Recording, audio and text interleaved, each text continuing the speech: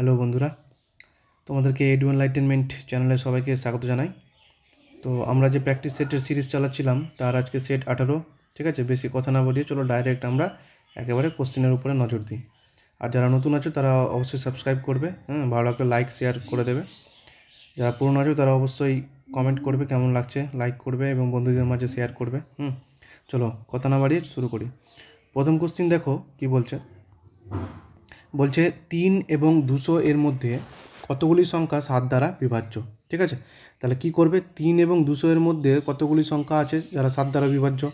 তাহলে কিছুই না, এই যেটা শেষ সংখ্যা আছে 200, সেটাকে কি করব, জাস্ট 7 দ্বারা ভাগ করে দাও। তাহলে ভাগ করলে কত হচ্ছে, 7 দুগুণে 14, 6 0, 7 8 56। ঠিক আছে, তাহলে এই যেটা সংখ্যা পেলাম 28, সেটাই আমার কি রাইট অ্যান্সার।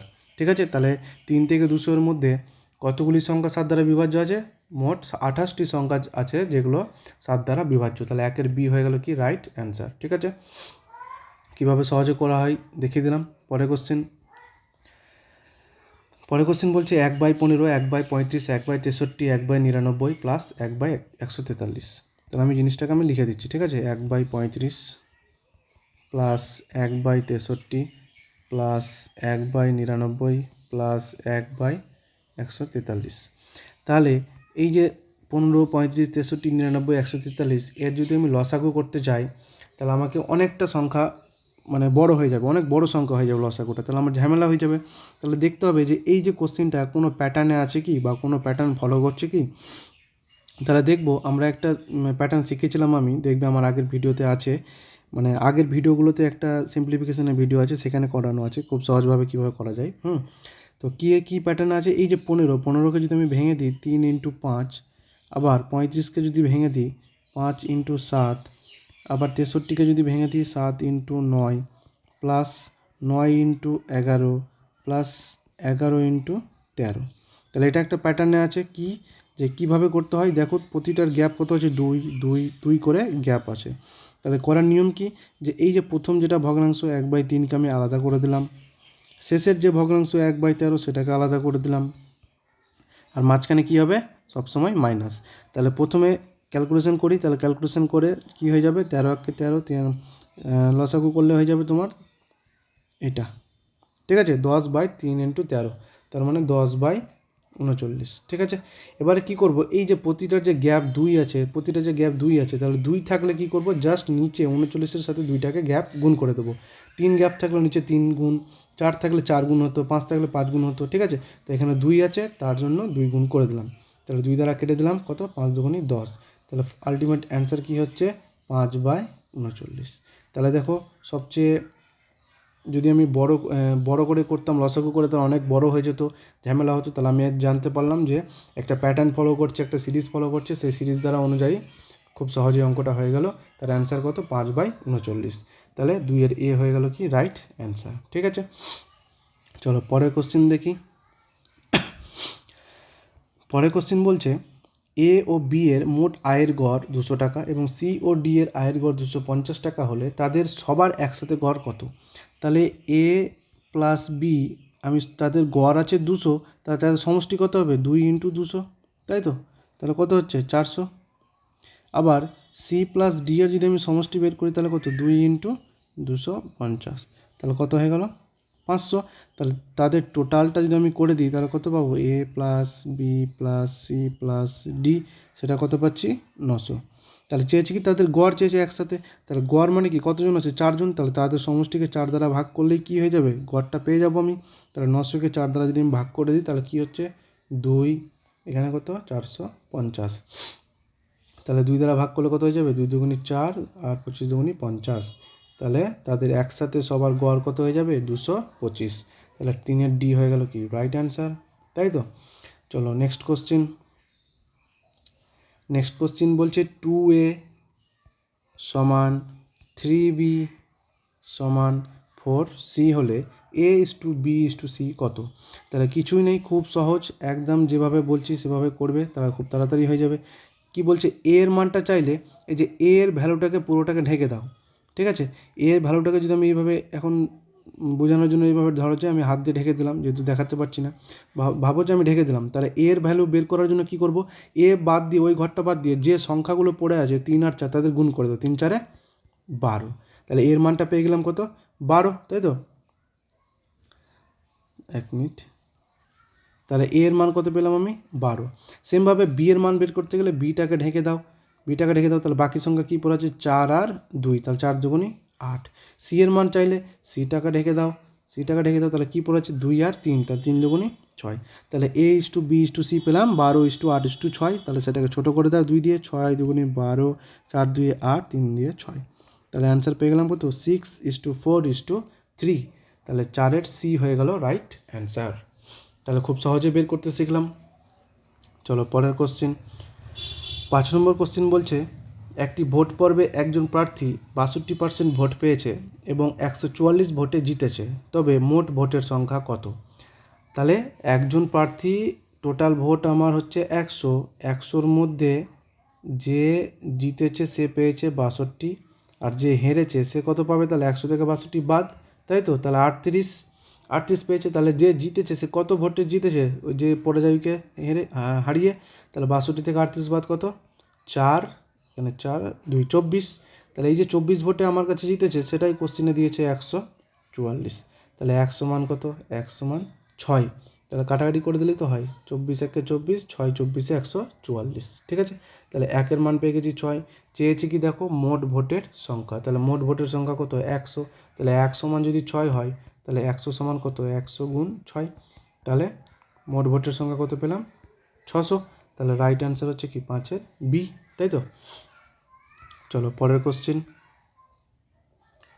বলছে একজন দোকানদার একটি টেপ রেকর্ডার 1040 টাকায় বিক্রি করে এবং 4% লাভ করে। তাহলে 4% মানে কত, 1/25। তাহলে বলছে লাভ করে যদি সে 950 টাকায় বিক্রি করতো তবে তার ক্ষতি কত হতো। তাহলে একজন দোকানদার একটি টেপ রেকর্ডার 1040 টাকায় বিক্রি করছে, তার মানে সে 25 টাকায় কিনছে, এই যে 25 টাকায় কিনছে আর লাভ করছে 1 টাকা, তার মানে কি প্লাস। তাহলে 26 টাকায় বিক্রি করছে। তাহলে আমার কাছে 26 টাকা, কোশ্চেন দিয়েছে সেটাই কত, 1040। তাহলে কাটাকাটি করে ছোটো করে দাও। তাহলে 2 দিয়ে আমি যদি কাটি 13, 2 দিয়ে কাটলে 5 2 0, আবার 13 দিয়ে কাটলে 1, 13 দিয়ে কাটলে 40, তাই তো? তাহলে 1 সমান সমান কত পেলাম, 40। তাহলে 1 সমান 40 পেলাম। চেয়েছে কি, তাহলে এখন তার ক্রয় মূল্যটা বের করে না, মানে কত টাকায় কিনেছিল। তাহলে 1 সমান যদি 40 হয়, তাহলে 25 সমান কত, 25 ইন্টু 40, তার মানে কত, 1000 টাকা। তাহলে সে 1000 টাকায় কিনেছিল, আবার বলছে সে 950 টাকা যদি বিক্রি করতো, তাহলে 1000 টাকায় কিনে 950 টাকায় সে বিক্রি করছে, তাহলে ক্ষতি হচ্ছে কত, 50 টাকা ক্ষতি। কার উপরে, 1000 টাকার উপরে, তাই তো? কত শতাংশ, 100%। দুটো শূন্য কাটলাম, আবার এই শূন্য কাটলাম, তাহলে কত ক্ষতি হচ্ছে, 5% ক্ষতি হচ্ছে। তাহলে আলটিমেটলি অ্যান্সার পেয়ে গেলাম আমি কি, 6-এর এ। তাহলে সে 950 টাকায় বিক্রি করলে তার ক্ষতি কত হতো, 5% ক্ষতি হতো, ঠিক আছে? চলো পরের কোশ্চেন। 7 নম্বর কোশ্চেন বলছে 3000 টাকার 12% হারে কত বছরের সরল সুদ 1080 টাকা হবে? তাহলে কি, কিছুই নেই, আই সমান দেওয়া আছে, পি সমান দেওয়া আছে, আর সমান দেওয়া আছে, টি এর মানটা চেয়েছে। তাহলে কি, আই মানে 1080 ইকুয়ালস টু পি মানে 3000 ইন্টু আর মানে কত, 12 ইন্টু টি, টি এর মান জানি না, বাই কত, 100। তাহলে দুটো শূন্য কাটলো, এখানকার শূন্য কাটলো, তাই তো? আবার 3 দ্বারা যদি 108কে কাটি তাহলে কত, 3 3 9, 3 6 18। আবার 12কে 36 দ্বারা কাটলাম কত, 3। তাহলে টি এর মান কী পেলাম, 3 বছর। তাহলে 3000 টাকার 12% হারে কত বছরের সরল সুদ 1080 টাকা হবে, 3 বছরের, ঠিক আছে? তাহলে 7-এর ডি হয়ে গেল কি রাইট অ্যান্সার। চলো পরের কোশ্চেন। বলছে এ ও বি একটি কাজ যথাক্রমে 18 দিন এবং 24 দিনে করে, তারা একসাথে 8 দিন কাজ করে, তারপরে এ চলে যায়। তাহলে এ 18 দিনে করছে, বি সেটাই 24 দিনে করছে, তাহলে তাদের লসাগু কত হচ্ছে, 72, এ 4, এখানে 3। তাহলে তারা একসাথে 8 দিন কাজ করে, তাহলে তারা একসাথে, তার মানে কি এ প্লাস বি এর একদিনের টোটাল ক্ষমতা কত, এই যে 4 3 7। তাহলে একদিনের ক্ষমতা যদি 7 হয়, তাহলে তারা কত দিন করেছে, 8 দিন করে দিচ্ছে। তাহলে 8 দিনের ক্ষমতা করে কত ইউনিট কাজ করবে, 56 ইউনিট কাজ করে গেছে। তাহলে এখন বাকি কাজ কত আছে, নিশ্চয়ই 72 থেকে 56 যদি করে দিয়েছে তাহলে বাকি কাজ এটাই আছে, তাহলে কত আছে 16। তাহলে এই যে বাকি কাজটা এখন এ কি বাড়ি চলে গেছে বা কাজ ছেড়ে চলে গেছে, তাহলে বি একাই করছে, তাহলে বি এর ক্ষমতা কত 3। তাহলে এই যে বাকি কাজটা 16টা বি এর ক্ষমতা দ্বারা ভাগ করলেই সেটা কি পেয়ে যাব, বাকি কাজটা বি কত দিনে শেষ করবে, তাহলে 16/3 মানে কত 5×1/3। তাহলে বি বাকি কাজ কত দিনে করবে, 5×1/3 দিনে। তাহলে 8-এর ডি হয়ে গেল কি রাইট অ্যান্সার। ঠিক আছে, চলো পরের কোশ্চিন। বলছে একটি নৌকা স্রোতের প্রতিকূলে 36 কিলোমিটার যায় 6 ঘন্টায় এবং স্রোতের অনুকূলে 48 কিলোমিটার যায় 6 ঘন্টায়, তবে তার স্রোতের বেগ কত। ঠিক আছে, এখানে স্রোতটা ছুটে গেছে, স্রোতের বেগ কত। তাহলে প্রতিকূল মানে কি এক্স মাইনাস ওয়াই, কত 36 কিলোমিটার গেছে 6, তার মানে কত 6। অনুকূল বলেছে এক্স প্লাস ওয়াই, কত আছে 48/6, তার মানে কত 8। তাহলে ওয়াইয়ের মান চেয়েছে, ওয়াইয়ের মান কী হয় দুটোর বিয়োগফল, তাহলে দুটোর বিয়োগফল করলে 8-6 আর সেটাকে 2 দ্বারা ভাগ করতে হয়, তাহলে কত 2/2 মানে কত পেলাম 1। তাহলে স্রোতের বেগ কত 1 কিলোমিটার পার ঘন্টা, তাহলে 9-এর সি হয়ে গেল কি রাইট অ্যান্সার। ঠিক আছে, চলো নেক্সট কোশ্চেন দেখি। বলছে 1+2+3+... আবার রিপিট হয়েছে কি উল্টোভাবে গেছে 49+48 করে 1 পর্যন্ত। ঠিক আছে, তাহলে এই অঙ্কটা কিভাবে করব আমরা একটু দেখে নাও। তাহলে দেখো এই যে 1-এর সাথে 49 এতটুকুর মান যদি আমি বের করি তাহলে কিভাবে করব, আমাদের সূত্র কি জানি, n সংখ্যক সংখ্যার যোগফল কি হয় n × n+1/2, তাই তো এটাই সূত্র। তাহলে এই যে 1 থেকে 49 পর্যন্ত যদি আমি n এর মান 49 ধরি, তাহলে 49 ইন্টু কি হয় n+1 মানে কি 50, 49 + 1 50/2, আবার কি আছে মাঝখানে 50, তাই তো প্লাস আবার দেখো এইখান থেকে এইটুকুর মান আবার কি 1 প্লাস ডট ডট করে যদি উল্টে লিখি 1 2 3 করে 49 পর্যন্ত, তাহলে আবার কি সূত্রটা কী লাগছে n × n+1, তাহলে 49 × 50/2, তাই তো। তাহলে এবার ক্যালকুলেশন করে দাও, এটা কাটলে কত 25, এটা কাটলে কত 25, তাই তো। এবারে এই যে 50টাকে আমি ডান দিকে রাখলাম, প্লাস এই যে 49 × 25, 49 × 25 এটা কি দুটো আছে, তাহলে আমি কি 2 দিয়ে গুণ করে দিলাম, তাহলে 2 × 25 × 49। বোঝা গেল কি বলতে চাইলাম। এক কথায় ধরো যে এইটুকুর মান যদি আমি এক্স দ্বারা ডিনোট করি, আবার এইটুকুর মান যদি এক্স দ্বারা ডিনোট করি, তাহলে কি এক্স প্লাস এক্সই হয় 2x। তাহলে তেমনই 49 × 25, এই যে 49 × 25 কটা আছে দুটো আছে, ওই জন্য 2, তাই তো। তাহলে এবারে 50 প্লাস এখানে 25 দুগুণি 50 × 49। তাহলে আবার একটু কাজ করে কি ক্যালকুলেশন সুবিধার ক্ষেত্রে 50 কমন নিয়ে নিই, তাহলে 50 কমন নিয়ে নিলে প্রথমে থাকলো 1, দেখো 50-এর সাথে 1 গুণ করলে 50 প্লাস 49, 50-এর সাথে আবার 49 গুণ করলে কি 50 × 49, তাই তো। তাহলে কি থাকলো 50 গুণ 49-এর 1 গুণ করলে 50, তাহলে 50 × 50 কত 2500, তাই তো। তাহলে বড় বড় গুণ থেকে আমরা বাঁচার জন্য এই ক্যালকুলেশনটা করলাম, তাহলে আলটিমেটলি অ্যান্সার কি এলো 2500। তাহলে 10-এর বি হয়ে গেল কি রাইট অ্যান্সার। ঠিক আছে, আশা করি বুঝতে পেরেছো। এই ধরনের কোশ্চেন আসলে তোমরা অবশ্যই করতে পারবে। হ্যাঁ, চলো পরের কোশ্চেন। বলেছে দুটি বর্গক্ষেত্রের কর্ণের অনুপাত 2:5 হলে তাদের ক্ষেত্রফলের অনুপাত কত। তাহলে কিছুই করার দরকার নেই, কর্ণের অনুপাত আছে 2:5, ক্ষেত্রফল মানে কি তাদের জাস্ট স্কোয়ার করে দেবো, তাহলে 2:5 আছে তার স্কোয়ার এবারও স্কোয়ার, তাহলে কত 2 2 4 5 5 25, তাহলে অ্যান্সার হয়ে গেলো 4:25। তাহলে কোথায় আছে 11-র ডি, এই যে 4:25। ঠিক আছে, তাহলে অ্যান্সার হয়ে গেল। পরের কোশ্চিন বলছে দুটি সংখ্যা তৃতীয় একটি সংখ্যা থেকে যথাক্রমে 30% ও 37% কম হলে দ্বিতীয় সংখ্যা প্রথম সংখ্যা থেকে কত শতাংশ কম। ঠিক আছে, তার মানে কি যদি আমি এখন লিখে দিচ্ছি, আমি ধরো এটা প্রথম, ঠিক আছে, এটা দ্বিতীয়, এটা তৃতীয়। ঠিক আছে, তাহলে প্রথম সংখ্যা তৃতীয় একটি সংখ্যা থেকে যদি আমি ধরে নিই তৃতীয় সংখ্যাটা 100, তাহলে প্রথম সংখ্যা কত কম আছে 30 কম, তাহলে 100 থেকে 30 কম কত 70। সেমভাবে দ্বিতীয় সংখ্যা কত কম আছে 37, তাহলে 100 থেকে 37 বাদ দিলে কত 3 4 6 63। এবারে চেয়েছে দ্বিতীয় সংখ্যা প্রথম সংখ্যা থেকে কত শতাংশ কম, তাহলে কমের দিকে চেয়েছে, তাই তো। তাহলে দেখো এই যে কম কত কম আছে 70 থেকে 63-র মধ্যে কত কম আছে 7, তাহলে এই 7টা কার উপরে কম আছে? 70-এর উপরে, তাই তো? কত শতাংশ ইন্টু 100%। কাটাকাটি করে দাও, 0 0 কাটলো, 7 7 কেটে গেল, তাহলে পড়ে থাকলো কি 10। তাহলে অ্যান্সার আমার পেয়ে গেলাম কি 10%। তাহলে দ্বিতীয় সংখ্যা প্রথম সংখ্যা থেকে কত শতাংশ কম? 10% কম। তাহলে 12D রাইট অ্যান্সার। ঠিক আছে, চলো নেক্সট কোশ্চেন। দুটি সংখ্যার অনুপাত 4:5, তাদের লসাগু 180 হলে ছোট সংখ্যা কত? তাহলে দুটি সংখ্যার অনুপাত আছে 4:5, তাহলে এই 4:5-এর লসাগু কত? 4 5 20, জাস্ট গুণ করে দিতে হয়। তাহলে আমার কাছে 20, কোশ্চিনে দিয়েছে 180, তাহলে 1 সমান কত? 9, কাটাকাটি করে দিলাম। তাহলে 1 সমান 9 হলে ছোট সংখ্যা কত? ছোট সংখ্যা কত আছে? 4, তাহলে 1 সমান 9 হলে 4 সমান কত? 4 × 9 মানে কত? 36। তাহলে ছোট সংখ্যা পেয়ে গেলাম 36, তাহলে 13-র সি হয়ে গেল কি রাইট অ্যান্সার। ঠিক আছে, চলো পরের কোশ্চেন। বলছে দুটি সংখ্যার অনুপাত 5:7 এবং প্রতিটি সংখ্যা থেকে 9 বিয়োগ করা হয়, তবে তাদের নতুন অনুপাত হয় 7:11। সংখ্যা দুটির পার্থক্য কত?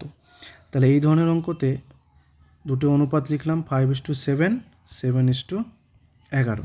এবার কী করবো? গ্যাপ দেখবো। তাহলে 5 আর 7-এর গ্যাপ কত? 2, 7 আর 11-এর গ্যাপ কত? 4।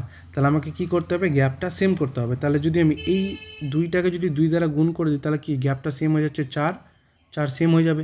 তাহলে এই যে 2 দ্বারা গুণ করলাম, তার মানে কি এই 2কে এই 5 দ্বারাও গুণ করতে হবে, এই 2কে আবার এই 7 দ্বারাও গুণ করতে হবে। তাহলে নতুনভাবে লিখি, তাহলে 5 দুগুণে 10, 7 দুগুণে 14, আর এখানে তো কোনো চেঞ্জ হচ্ছে না, তাহলে কত থাকছে? 11। তাহলে এবার ভাবো যে আমার কাছে আগে ছিল সংখ্যা 14, এখন হয়েছে 11, তার মানে 14 থেকে 11 কি বিয়োগ হয়েছে? কত কমেছে? কত কমেছে? 3। সেমভাবে 10 ছিল আগে, এখন হয়েছে 7, তাহলে নিশ্চয়ই এদিকেও কমেছে কত? 3। তাহলে যে কোনো একটা দিক ধরে করে নাও। তাহলে আগে ছিল 14, এখন হচ্ছে 11, তাহলে 3 কমেছে আমার কাছে, কোশ্চিনে দিয়েছে সেটাই। কত বিয়োগ করা হয়েছে? 9। তাহলে 3 সমান 9, তাহলে 1 সমান কত? 3। তাহলে 1-এর মান পেয়ে গেছি, তার মানে কি সব কিছুই বের করতে পারবো। তাহলে 1 সমান যদি 3 হয়, তাহলে কী চেয়েছে দেখো? সংখ্যা দুটির পার্থক্য, তাই তো? তাহলে এই যে সংখ্যা দুটির অনুপাত কত ছিল? 10 আর 14, তাহলে তাদের পার্থক্য কত? 10 আর 14-র পার্থক্য কত? 4। তাহলে 1 সমান 3 হলে 4 সমান কত? 4 × 3, তার মানে কত? 12। তাহলে তাদের পার্থক্য কত? 12। তাহলে 14-র বি কি রাইট অ্যান্সার। আশা করি বুঝতে পেরেছ। চলো পরের কোশ্চেন দেখি। 15 নম্বর কোশ্চেন বলছে কি 256 × 256 মাইনাস 144 × 144 পুরোটার বাই 112। তাহলে এই ধরনের অঙ্কতে একটু খেয়াল করবে যে এই যে এখানকার 256, এই যে এই 256, হ্যাঁ, আর এই 144-এর যোগ করে নিচেরটা হচ্ছে না বিয়োগ করে হচ্ছে? তাহলে দেখো 256 আর 144-এ যদি আমি মাইনাস করি, তাহলে কি 112 হচ্ছে। যখনই দেখছো মাইনাস করে 112 হচ্ছে, তাহলে এই যে সংখ্যাগুলো, এই সংখ্যাগুলো কি কেটে দাও, এই সংখ্যাগুলো বাদ হয়ে গেল। এবার যে বাকি সংখ্যা আছে 256 আর কি আছে 144, এই যে দুটো পড়ে আছে তাদের প্রথমে মাইনাস করে চেক করেছিলাম, তাহলে এবারে কী করবো? তাদের যোগ করে দেবো। তাহলে 256 আর 144 যোগ করে দাও, তাহলে অ্যান্সার চলে আসবে। তাহলে যোগ করলে কত হচ্ছে? 6 4 0, 4 5 9 0, 2 1 3 1 4। তাহলে যোগ করে অ্যান্সার কত পেলাম? 400। তাহলে 15-র বি কি রাইট অ্যান্সার। যদি এই যে নিচে 112টা ছিল, এই 112টা যদি প্লাস করে হতো, তাহলে কি করতাম? এই যে বাকি দুটোর কি করতাম? মাইনাস বের করতাম তখন। ঠিক আছে, আশা করি বুঝতে পেরেছো। শর্টের মাধ্যমে কীভাবে করা যায় দেখিয়ে দিলাম। চলো পরের কোশ্চেন। দুটি সংখ্যার গসাগু 16 এবং লসাগু 160, একটি সংখ্যা 32 হলে অপর সংখ্যা কত? কিছুই না, যে লসাগু ইন্টু গসাগু সমান প্রথম সংখ্যা ইন্টু দ্বিতীয় সংখ্যা বা অপর সংখ্যা। তাহলে এক্সের মান কী হয়ে যাবে? কাটাকাটি করে দাও, 16 দিয়ে 2, আবার 2 দিয়ে কাটলে 80। তাহলে এক্সের মান পেয়ে গেলাম 80। তাহলে অপর সংখ্যা কত? 80। 16-র বি খুব সহজে হয়ে গেল। চলো পরের কোশ্চেন। বলছে 81 × 82 × 83 × 84 ডট করে 89 পর্যন্ত এর একক স্থানীয় মান কত? তাহলে দেখো 81, 82, 83, 84, 85, 86, 87, 88 আর 89 পর্যন্ত আছে, তাই তো? তাহলে একক স্থানীয় মান চেয়েছি, তার মানে কি এই যে 2 1-কে 2, আবার 2-কে 3 দ্বারা গুণ করলে 3 দুগুণে 6, তাই তো? এভাবে করতে করতে একটা জায়গায় মাথায় রাখবে, যখনই 5-এর সাথে কোনো সংখ্যা গুণ থাকবে জোড় সংখ্যা, তেমন দেখো 4 5 20, তাহলে ইউনিট ডিজিট কী আসছে 0, তাহলে নিশ্চয়ই শেষে যতগুলো সংখ্যা আছে তাদের গুণ করার শেষে কি একটা শূন্য আসবেই, তাই তো? তাহলে এক্ষেত্রে এটাই চেয়েছে একক স্থানীয় মান কত, তাহলে একক স্থানীয় মান কত হয়ে গেল আমার 0, তাহলে 17D হয়ে গেল কি রাইট অ্যান্সার। ঠিক আছে, চলো পরের কোশ্চেন দেখি।